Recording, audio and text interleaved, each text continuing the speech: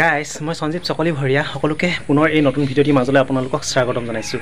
Guys যিসকল চহৰ বা নগৰ টাউনত বসবাস কৰে সেইসকল লোকৰ উঠি অহা নতুন প্ৰজন্মই গাঁৱৰ কিছুমান দৃশ্য দেখা নাই, বহুতে দেখিছে যদিও মানে নামবিলাক নাজানে।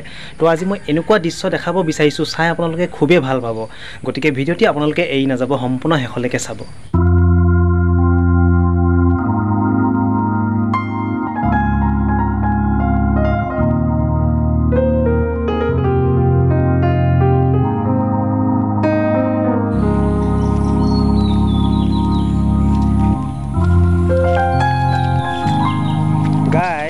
এয়া দেখিছে আপোনালোকে গাঁৱলীয়া মানুহৰ ঘৰৰ দীঘলীয়া পদূলি, আৰু পদূলিটোৰ মুখত দেখিছে এইটো এটা খুঁটা আৰু এইফালে এটা খুঁটা।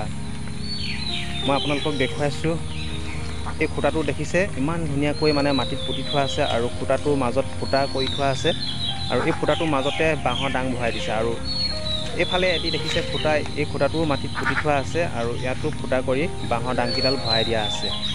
আৰু এই ডাংকেইডালকে একচুৱেলি পদূলি নঙলা বুলি কোৱা হয়। মই নঙলাডাল খুলি ভিতৰলৈ সোমাই যাব লৈছোঁ, আপোনালোকে চাই থাকিব। মই দেখুৱাম আপোনালোকক গাঁৱলীয়া মানুহৰ ঘৰৰ দীঘলীয়া পদূলি কেনেকুৱা।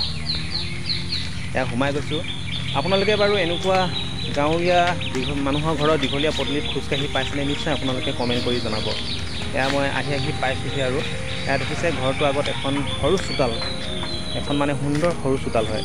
আৰু চিধা যিটো ঘৰ দেখিছে সেই ঘৰটো ভঁৰাল হয়, তাতে একচুৱেলি ধান থয়, যিহেতু গাঁৱলীয়া মানুহে মানে অলপ ধান খেতি কৰে, সেইটো ভঁৰাল।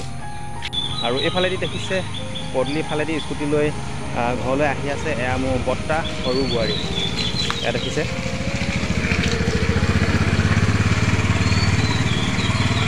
গাইজ এয়াই আছিল আজি আপোনালোকৰ আগত দেখুৱাবলগীয়া এটি সৰু ভিডিঅ'। গাইজ মই সঞ্জীৱ চকলি ভৰিয়া সকলোকে এটি নতুন ভিডিঅ'ৰ মাজত আকৌ লগ পোৱা আশাৰে আজিলৈ আপোনালোকৰ পৰা বিদায় ল'ব বিচাৰিছোঁ।